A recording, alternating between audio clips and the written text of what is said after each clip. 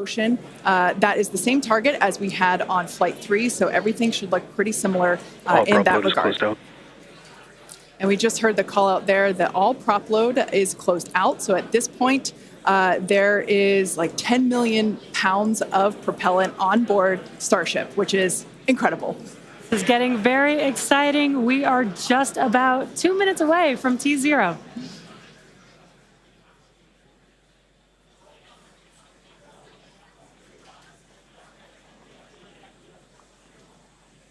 And as Jesse just said, we are under 2 minutes away. So prop load is complete. All the fill drain lines into ship and booster have closed.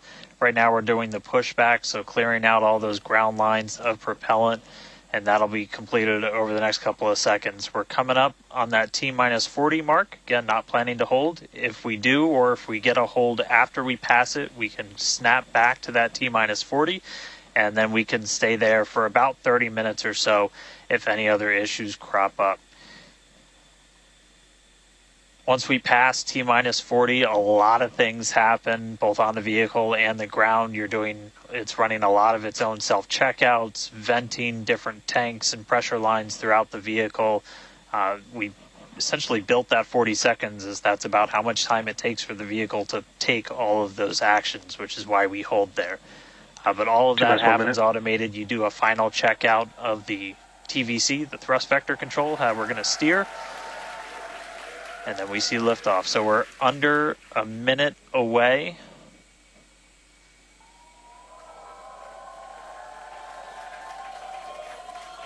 "45 seconds and counting. Good event, game met. All right, now as we close in, we are past the 40-second mark. So let's listen in. Flight Director Ty Huntington's going to take us through one more time for a Starship liftoff.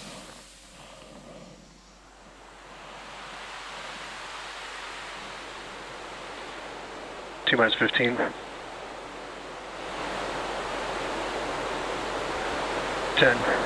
9, 8, 7, 6, 5, 4, 3,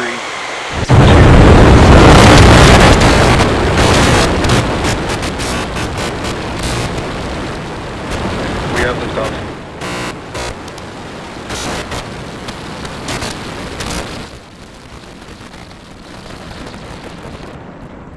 Vehicle is pitching downrange.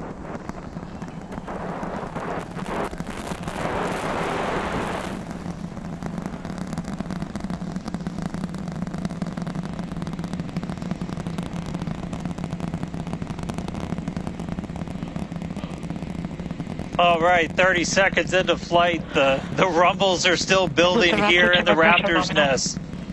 We're seeing 32 out of 33 engines lit on the Super Heavy right now. Coming up shortly is going to be max Q, that maximum aerodynamic pressure as we go uphill on the vehicle.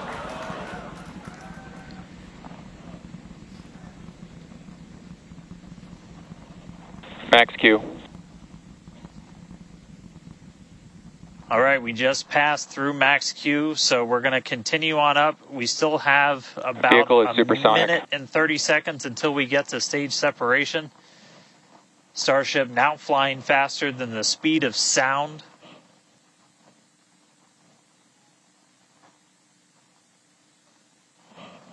All right, so you got a couple of views. You got some ground trackers in your top camera there. You're looking down from the top of the booster in the bottom left, and then a camera in the top flap of the ship looking back in the bottom right. So getting a couple of different looks as Starship heads uphill. Once we get the hot staging, a lot of things happen all at once simultaneously. We're going to light the engines on the ship, starting with the RVACs first, and then the 3 center sea level engines before we're separated. All of that exhaust gets plumed out the side of the hot stage, and then the ship will separate itself. All but the 3 center engines on the booster are going to shut down, so the booster never stops its thrust while we go through this hot stage maneuver. After that, the booster is going to do its flip, start heading back, and then the ship will be on its own power on its way to space. So that should be coming up in just about 30 seconds from now. As of right now, still looking in like 32 out of 33 Raptors lit on the booster. And we'll start to see those stagger down. They're going to turn off in bank, so you'll see the lights on the bottom left screen of the engines that are active start to turn off in different groups, and you'll see those 3 center ones lit. Booster engine cut off. Ship ignition. Stage separation confirmed. Boost back burn, start up. Acquisition signal. Houston.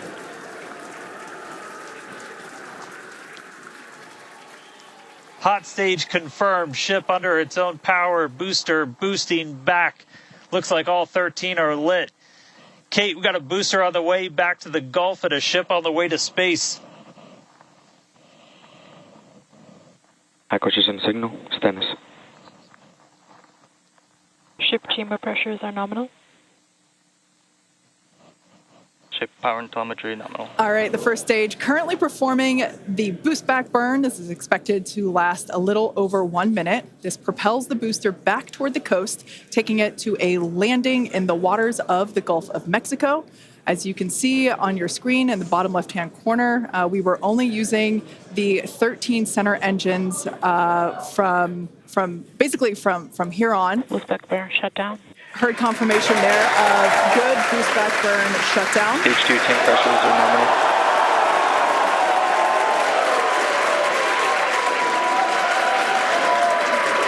Lots of excitement. So right here, this is our view of the jettisoned hot stage. As we mentioned, this is a temporary fix to help reduce the weight of the booster, of the Super Heavy booster. Future iterations will have a lighter weight integrated hot stage structure that won't need to be jettisoned.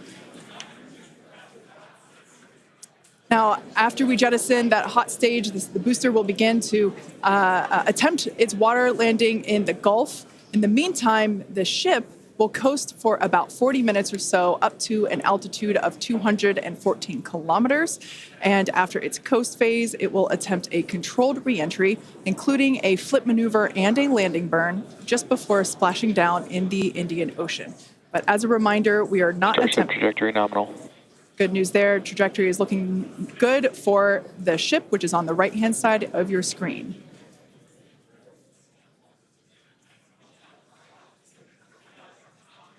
At this point in time, as you can see, we have no engines lit on the booster. It is coasting back toward the Gulf of Mexico for a water landing and ship under power of all 6 Raptor engines. There's 3 sea level and 3 vacuum Raptor engines that are lit, as we can see on your screen.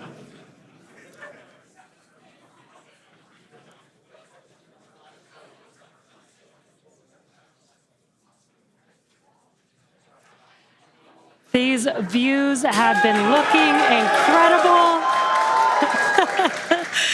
Super Heavy has been performing beautifully today. And you can hear the crowd is very excited about it. As a reminder for Booster, the primary goal today is to do a landing burn and a splashdown in the water. And we are just about 30 seconds away from that landing burn expecting to begin. And an incredible view from the forward portion of the booster. This is basically on top of the Super Heavy booster where we have jettisoned that hot stage. So now we can see this incredible view of Earth as it's making its way back down to the Gulf of Mexico. Right now, the booster is using the 4 hypersonic grid fins to guide itself through atmospheric re-entry. And we are expecting that landing burn here.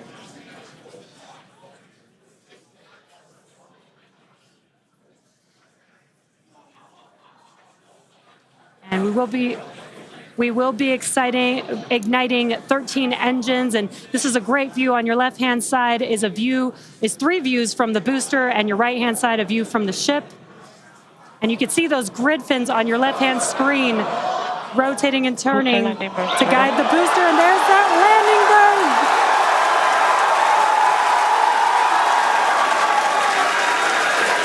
That landing burn just begun, and you can see the water below.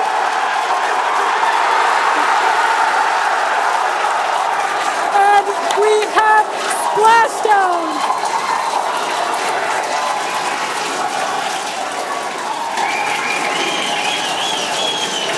What an incredible sight! Congratulations to the SpaceX team! Ship has entered terminal guidance. That was absolutely incredible. The Expected loss first signal, successful splashdown of the Super Heavy booster. Loved seeing it just tip over into the water before losing that footage. Now the next milestone is coming up in about under a minute. Signal, Ship is going to shut off its Raptor engines, Ship engine cut off. which we see right there.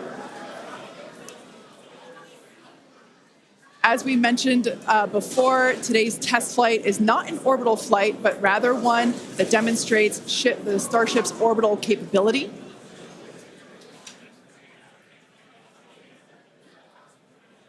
So right now, we are under power with just the 3 center Raptor engines. Expecting those, and just there we could see that those have also successfully cut off.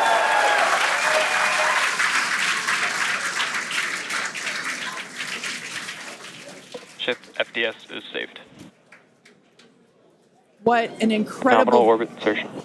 Oh, there's great news there. The call out we were hoping to hear. Amazing views once again from Starship. We have our